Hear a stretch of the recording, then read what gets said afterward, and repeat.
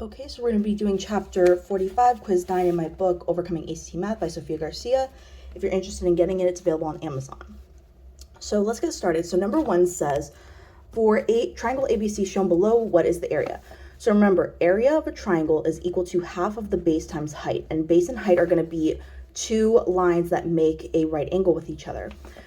So this is an easy line to figure out how long it is because it's just both of them have an 8 for the x coordinate. So we know that if we just go up by 4, we get from 1 to 5. So this distance is 4.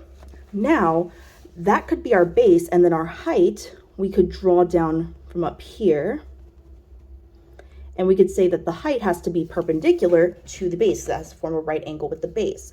So if we can figure out the slope of this line, we can then figure out the slope of this perpendicular line, and that'll help us figure out, and then once we figure out a point of intersection, we can figure out how long this line is right there. So the slope right over here would be the change in y over the change in x. So we would do 5 minus 1 over 8 minus 8. And we could see that there would be, it's undefined, there's no slope. Or you can do like the little trick where if the line's like this and it matches up like it's no slope. Either way. So there's no slope right there. So that doesn't really help us. Except we could see that it kind of helps you and it kind of doesn't. So it helps you in the sense that like we know this has to be the negative reciprocal slope or the opposite reciprocal slope. So like technically this would have been like 4 over 0. So like the reciprocal would have been 0 as the slope. So this has a slope of 0. So it would be y is equal to 0 times x plus b. So this would just cross out. So y is equal to whatever the y-intercept is right there. So then we could say, okay, well, let's figure out what the equation of these lines are and let's set them equal to each other to find this point of intersection. Then we can do distance formula with that point and that point to figure out what the distance is. Or actually, I just saw this. We don't even have to go through that whole ordeal that we did like a couple chapters ago with that annoying problem. We can just say that since this is like a straight line horizontally, like right here, that it's going to have the same y value as that, and then it has to have the same value, x value as this in order to be the point of intersection. So we know what that point is without having to do all of that extra work, actually. It could just be that it's 8, because it has to have the same x as this to be on this line. It could be that it's 8, comma, and then it would be 2, because that's the y is 2 right there. So you would have 8, 2, and then you would have that, you have this other point right over here, and then you can just do distance formula. So I overcomplicated it at first, sorry. So distance formula says that we're going to take the square root of the subtracted x's and add it to these, of this subtracted x's squared and add it to the subtracted y squared. So we're going to do negative 4 minus 8, because we're doing the distance between these 2 points, squared plus, and then it's going to be 2 minus 2 squared. So then that's going to equal the square root of, this is going to be negative 12, so negative 12 squared is 144, and then this is just going to be 0, so it's just going to be the square root of 144. So the distance of that line right there is going to be equal to 12. So remember, this was the height, this was the base. So let's now find the area of the triangle. So it would be half of the base, which is 4, and the height, which we just found out, is 12. So if we multiply that all out, we get 24. So it would be C. Okay, so let's go to number 2. It says the 257th digit after the decimal point in the repeating decimal right over here is, so it's the 257th digit. And the decimal repeats every 4. Like you see how it goes like 2147, then it would keep going 2417, etc. So what we need to do is divide by 4 first. So we're going to do 257, like how many groups of 4 go into that? So 4 goes into 25, that's going to be 6 times. 6 times 4 is 24, minus is 1, carry down the 7, 4 goes into 17 4 times. 4 times 4 is 16. We subtract and we would get 1 as our remainder. So this would be 64 remainder 1. So basically that's saying like we have 64 times that it goes through the whole process of 2147, like all like all the way through. And then we're going to have a remainder of 1. So we're going to talk about like the first digit after that decimal point right there. So we're talking about the 2. So it's going to be H. So now let's go to number 3 right here. It says we have this expression right here, which is equal to, so to the power of 1/2 is the same thing as a square root. So like this is just saying the square root of 4 plus the square root of 49 and all of that squared. So just 2 is the square root of 4 is equal to 2. Square root of 49 is equal to 7. So that squared. So it's just 9 squared essentially. So that would be E81. So let's go to number 4. For number 4, it says if A is a rational number and the product of the expression this and another expression is a rational number, then which of the following could be the other expression? So right away, like I see this and this would probably make, because they're a difference of squares, like that would probably be what works, because it's going to cancel out the AIs in the middle when I FOIL it out. So I'm going to put this down over here because it says we're multiplying because we're doing the product is what we're interested in. So this is 2 minus AI times all of this. So if I FOIL it, I'm going to see that the first terms multiplied would be 4. The outside terms multiplied would be negative 2AI. Inside would be plus 2AI. And then the last terms multiplied would be minus A squared I squared.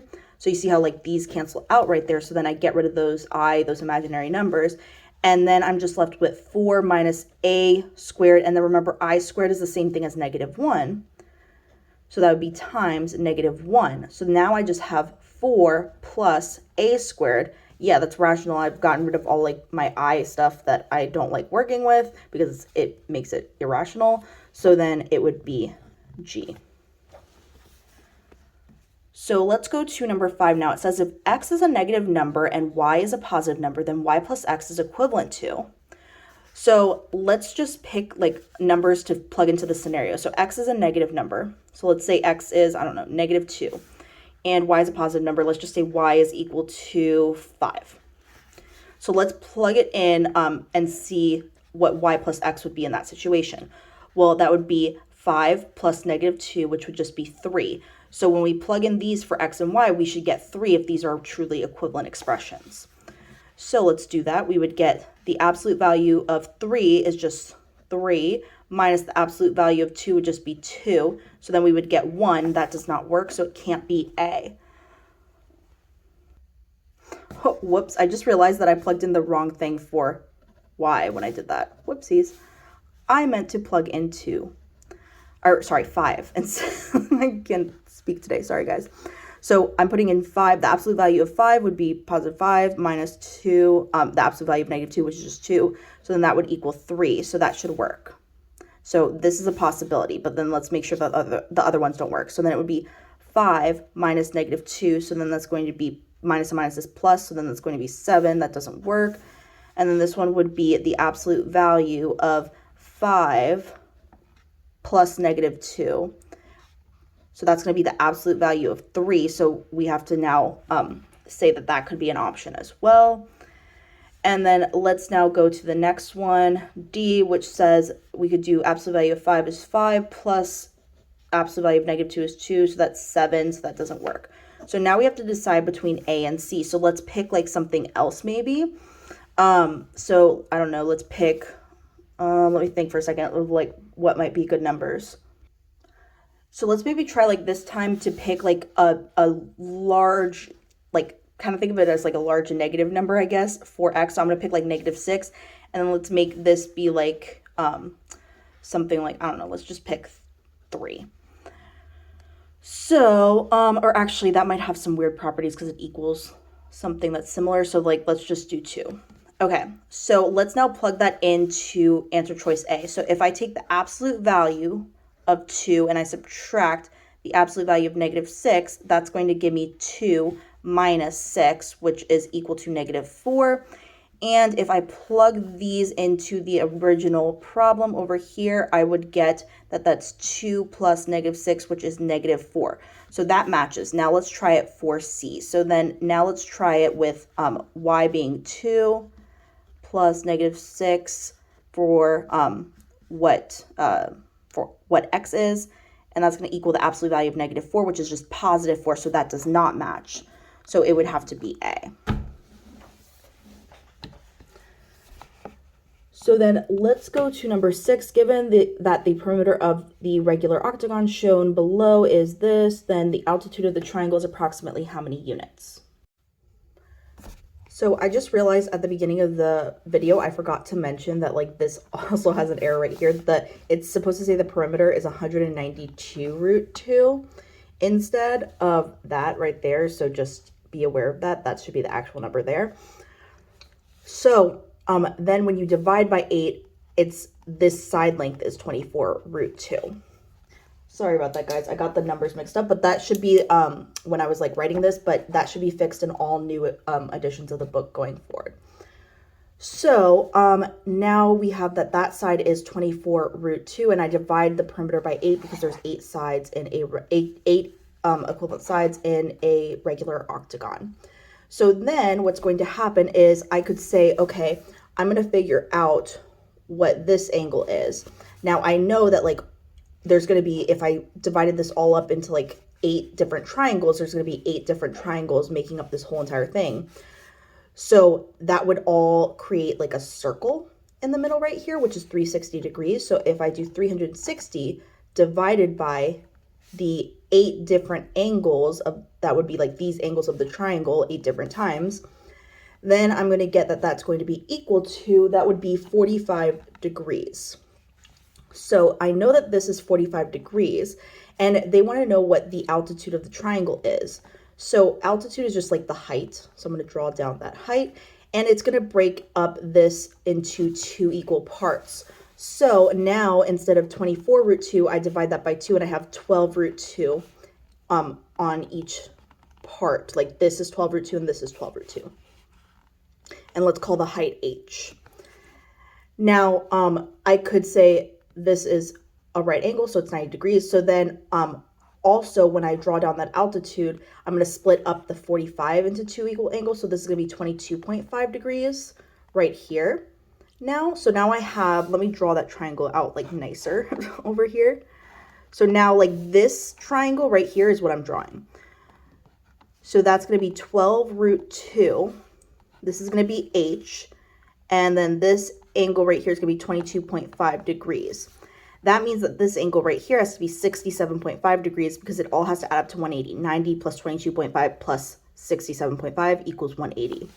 So now what I could do is I could say, okay, if I take the tangent of 67.5 degrees, then I'm going to get tangent is equal to opposite over adjacent. So I'm going to get h over 12 root 2.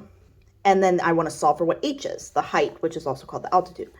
So I'm going to multiply each side by 12 root 2 to get h by itself. So it's going to be 12 root 2 times the tangent of 67.5 equals h. So all you have to do is put that in your calculator, make sure you're doing degrees for this part right here.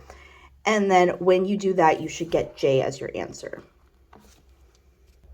Okay, now for number 7, it says the interior angles of a pentagon form a ratio of this. How large is the largest angle? So that would mean that we have 5x plus 4x plus 3x plus 2x plus x, that's just matching up with this ratio that they gave us, is going to equal that would be like showing the sum of all the interior angles of a pentagon. So it would be equal to the formula for the sum of the interior angles, which says we're going to do 180 times the number of sides in a pentagon is 5 minus 2. So 180 times 3, because 5 minus 2 is 3, is going to be equal to 540. And then when we add all these up, we're going to get 15x. So now we have to divide each side by 15. We get x is equal to 36. But remember, it's asking for the largest angle, which is just 5x. So we have to do 5 times 36 to find 5x. And when we do that, we get 180 degrees. So it would be E.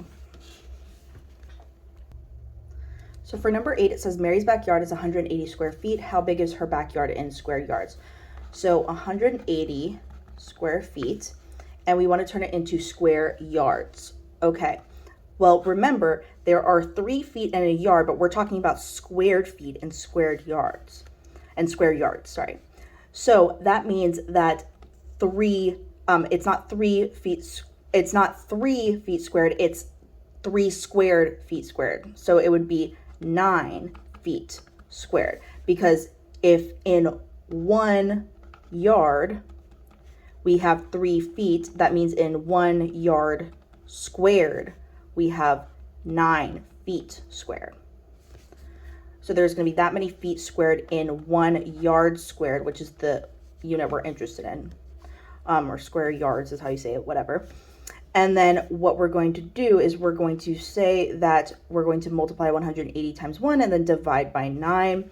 Or you can just go straight to dividing by 9. It doesn't really matter. And then we're going to get 20 for that. So it should be H. Okay, now it says for number 9, if a line passes through these points, then what is the value of x? So let's find the slope using these 2 points right here. So I'm going to just subtract the y's and put that over the subtracted x's. That's going to give me the slope of the line, which is just 2. So 2 is our slope because these are all on the same line. So if I use any 2 points, I can find the slope with slope formula like I just did. So that's the slope. So our line should be y is equal to 2x plus whatever the y-intercept b is. So now what I'm going to do is I'm going to say, okay, I'm going to plug in one of these points. I'm going to just pick 2, 6. Remember, this is just like an x, y is how we think of points. So I could just plug in 2 for x and then 6 for y and solve for b to get my y-intercept. And then I could plug that in to have the whole equation of my line. So then I'm going to say, okay, 6 is my y, 2 is my x. So then that's going to be 6 is equal to 4 plus b. So that means that b must be equal to 2. So my equation of my line is really y is equal to 2x plus 2. Now, I want to find out what x is here. And this is x comma y. This could also be considered x comma y for my equation. So I could say, hey, I'm going to plug in x for x, and I'm going to plug in negative 12 for y and solve for x. So then I'm going to get negative 12 is equal to 2x plus 2. I'm going to subtract 2 from each side to get negative 14, and that equals 2x. And then I'm going to say, hey, I'm going to divide by 2 on each side to get negative 7. So x is equal to negative 7, so the answer should be B. Okay, so for this one, it says we have a certain circle is tangent to the y-axis when y is equal to 2 and tangent to the x-axis when x equals negative 2. Which of the following could be the equation of the circle? So what you could do is so if it's saying tangent, that means it touches that portion. Like if it's tangent, it has to touch that portion that it's talking about. So it's tangent to the y-axis. It touches the y-axis when y is equal to 2. So this is one of the points on the circle, and the same goes for well, it would be negative 2. So over here, the same would go for this value over here where it says it's tangent to the x-axis. So it touches the x-axis when x is equal to negative 2. So these would have to be points on the circle, basically, that point and that point. So let's just use this point 0, 2 as our example for x, y. So if this is a point on the circle, it should work in the equation for the circle. So let's see, let's use 0, 2. Well, if I put in 0 for my x and 2 for my y, does this work? That would be 2 squared is 4 plus 0 squared is 0, so that does equal 4. That works. Now if I plug in 0 for x here and I plug in 2 for y here, I get negative 2 squared, which is 4, 4 plus, and this would be 4 squared, 4 plus 16, because 4 squared is 16 does not equal 4, so that doesn't work. So if I plug in 0 here, 2 here, I would get 2 squared, which is 4, and then 4 plus 0, because it's 0 squared, so 4 plus 0 does not equal 2, that doesn't work. Now if I plug in 0 for x there, and I plug in 2 for y here, it would be negative 2 squared is 4, so that would be 4 plus 4 squared, which is 16. That's definitely not going to equal 2. It doesn't work. Do the same thing here. Plug in 0 for x. Plug in 2 for y. So then we're going to get 2 squared. That's 4 plus 0 squared, which is just going to be 4. So that does not equal 1/2. That doesn't work. So it has to be F. Let's go to number 11. So for number 11, it says, in a jar, there are 6 blue marbles, 4 yellow marbles, and 9 purple marbles. For the probability of randomly choosing a yellow marble to be equal to 3/8, how many additional yellow marbles need to be added to the 19 marbles that are already in the jar? Okay, so let's see. So there's 19 total marbles in the jar, and then there's 4 yellow marbles that are in there. So 4 yellow marbles plus the X additional ones that we're adding. And then we have already 19 in the jar, and we're going to add those yellow marbles to our total as well. So then yellow marbles over the total marbles has to equal 3/8 for that probability to be, of picking a yellow marble to be 3/8. So now I'm going to just cross multiply. So I'm going to do 8 times 4 plus X is equal to 3 times 19 plus X. So then that's going to be, I'm going to distribute the 8 to each of these terms in parentheses. So then I'm going to get this. And I'm going to distribute the 3 to each of the terms in the parentheses. And then I'm going to get this. So now I'm going to subtract 32 from each side. And then that's going to leave me with 8x over here. And then minus 32, that would be 25 plus 3x. Now I'm going to subtract 3x from each side. That's going to give me 5x is equal to 25. So then x has to equal 5. Remember, x was the additional yellow marbles, which is exactly what we were being asked about. So the answer would have to be B for this one. So let's go to number 12. We're using this image for 12 through 15. So in the figure above, ABCD is a rectangle, triangle AYD is an isosceles right triangle. So it already gave us that this is like isosceles, but it's also right. So then that's going to have to be the right angle. Point Y of the triangle AYD is also the midpoint of line BC. So these have to be equal to each other as well. Because it's the midpoint, so it divides it evenly into 2 equal parts. And then if AY, so this portion is equal to 2 root 2, then what is the perimeter of the rectangle? Okay, so this is isosceles, so that means that this has to be 2 root 2 as well. And then these are like part of a right triangle, so that means that if I do Pythagorean theorem, which says that I'm going to do 2 root 2 squared plus 2 root 2 squared, I should be able to get this hypotenuse squared. So 2 root 2 squared, that's going to be 4 times 2, so that's going to be 8. And then the same thing over here, 8, so that equals c squared. So then I'm going to have 16 is equal to c squared. I'm going to square root each side to get c by itself. So then I'm going to have that 4 must be equal to c. So c is equal to 4. And remember, it's a rectangle, so that means that this whole side has to be equal to 4 as well. So I have now that part. Now I have to figure out what these sides are. And I know that this side has been broken down evenly by this midpoint y here. So this side is 2, and this side is 2. And a rectangle has a right angle here and a right angle here. So now I have a hypotenuse, 2 root 2 there. I have this leg right here of 2, and I can use Pythagorean theorem to find this leg, which I'll call b, I guess. So Pythagorean theorem says I could do 2 squared plus b squared, and it has to equal that hypotenuse squared, 2 root 2 squared.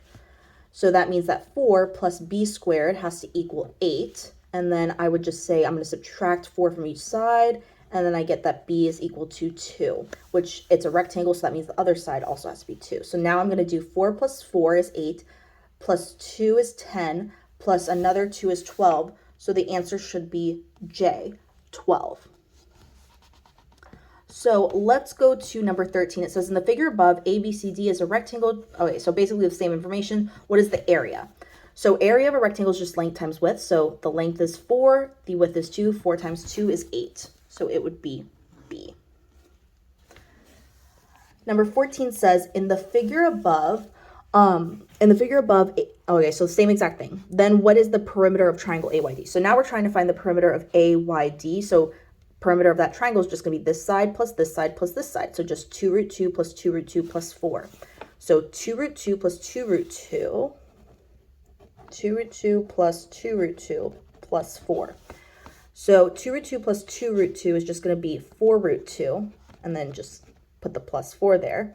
Now, you'll see that you don't see that in the answer choices. That's because you can rewrite it to mean the same thing by taking out the greatest common factor. So 4 is the greatest common factor between these two terms. I could take out that 4, and I'm left with a root 2 plus 1 in parentheses, and it's the same exact thing. So it would be G. Now for number 15, it says in the figure above, okay, so same exact thing, then what is the area of triangle AYD? So I want the area of this triangle. Area of a triangle is equal to half of base times height. base and height are the ones that make the right angle with each other. So 2 root 2 and 2 root 2. So I have to do half of that. So half of 2 root 2 times 2 root 2. So this one and this one could cancel out. And then I'm just left with root 2 times 2 root 2. So then that would just be 2 times 2, which equals 4. So it would be A. Okay, for number 16, it says two numbers p and q are each greater than 0. And 16 times the square root of p is equal to 81 times the square root of q. So let's write that out. So 16 times the square root of p is equal to 81 times the cube root. So there has to be that little 3 to show it's a cube root of q. We know p is equal to 2 over 3. For what value of x does p of x equal q? So we want p of x to equal q. And we're trying to find what value of x that happens at. Okay, so let's try to rewrite this in terms of like 2 and 3, maybe, because then that could help us. Okay, so let's say 16, that's the same thing as 2 to the 4th power. And then this would just be p to the 1/2, because that's just the same, p, like a square root of p is just the same thing as p to the 1/2. And then this I could rewrite as 3 to the 4th power equals 81, and then times q to the, this is technically as like an exponent of 1 on the inside, so it would be to the 1/3, q to the 1/3, or you could just memorize cube roots are always to the power of 1/3. And then now let's see what we could do here. Okay, so now what we're going to do is, let's see, okay, let's raise it all to the 6th power. That way we can get rid of these ugly exponent things right there. Okay, and that'll make that into a 2 and that into a 3 also, which should help us. Okay, so then we're going to say it's 2 to the 4 times 6 is going to be 24, and then p to the 1/2 of 6 is just 3, and then 3 to the 4 times 6 is 24, and then q to the 1/3 times 6 is just going to be 2. So now this is what we have right here. So let's get q squared by itself by dividing by 3 to the 24th on each side. So then it's going to be 2 to the 24th, p to the 3rd, over 3 to the 24th is equal to q squared. But we know that p is equal to 2/3, so we could put 2/3 in for p. So we could say that this is equal to 2 to the 24th times 2/3 cubed over 3 to the 24, that equals q squared. And then we could say that this would just be 2 to the 3rd, like 2/3 raised to the 3rd power is just the same as 2 cubed over 3 cubed. So I'm running out of room here. So then we're going to say that that's 2 to the 24th power times, and that would be 2 cubed over 3 cubed, which over 3 cubed would be the same as 3 to the -3rd. So this is going to be 2 to the 3rd times 3 to the -3rd over, and that's 3 to the 24th power. And that's all equal to q squared still. So now if we do product and quotient rule here, like product rule says that we're going to add that, keep the like base and add the exponents. So we're going to have 2 to the 27th, because we're adding 24 and 3. And then quotient rule says we're going to do, we're going to keep 3 and we're going to subtract the exponents here. So -3 minus 24 is -27, and that has to equal q squared still. So then if we use the negative exponent rule, we say that this is just 2 to the 27th power over 3 to the 27th power, and that equals q squared. Now this is the same thing as saying 2/3 to the 27th power is equal to q squared. So then let's square root each side to get q by itself. So if I square root each side, then that's 2/3 to the 27 over 2 is equal to q. And then remember they said that q is equal to p to the x power. We know that p is equal to 2/3, so the x power must be 27 over 2, so it would be j. So number 17 says, assume that x, y, and z are the side lengths of a triangle. If x is 3 inches and y is 5 inches, then what are the only possible values for z? So the triangle inequality thing says that if you subtract the two sides you're given, basically, so like 5 minus 3, that the third missing side, which happens to be z, has to be greater than that and has to be less than if you added those up, so 3 plus 5. So if we simplify this, z has to be in between 2 and 8. So the correct answer would be B. So now let's go to number 18. So it says, which of the following expressions is equivalent to all of that? So if you look at the answer choices, you can see that they're taking out a greatest common factor. So let's determine if 6 or 172 is the greatest common factor, because that'll eliminate a bunch of choices for us. So 172 does go into both 172 and 1032. So we could say that 172 is the greatest common factor that we take out, so we can eliminate that. So we're definitely going to take out a 172.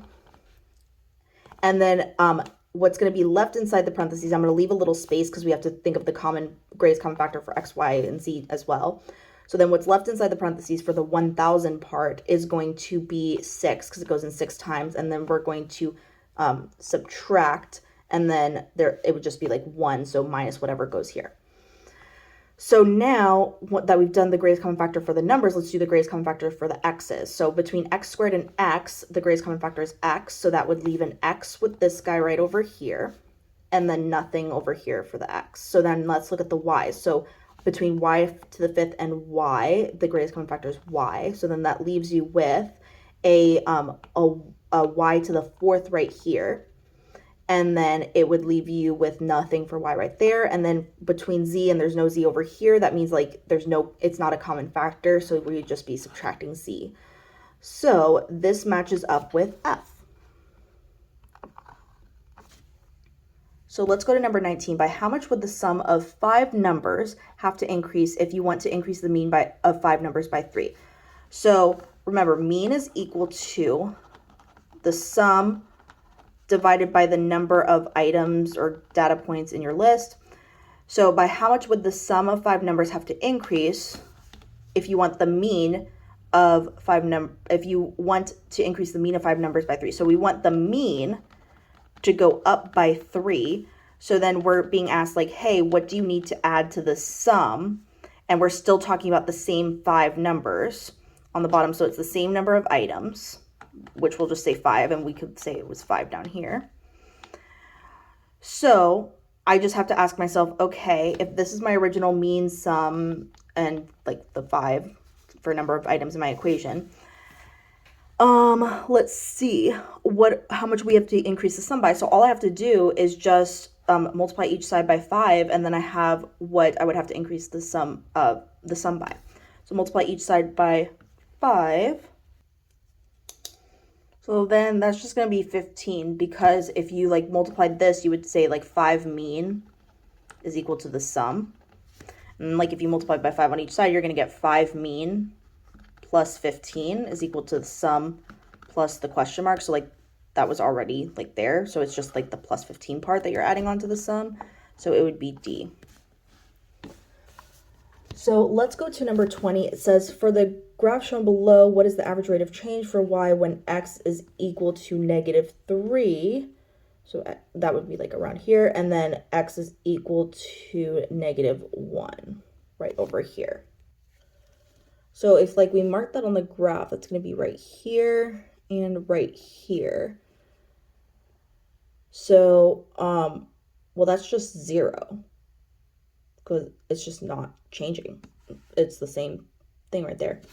So it would be H.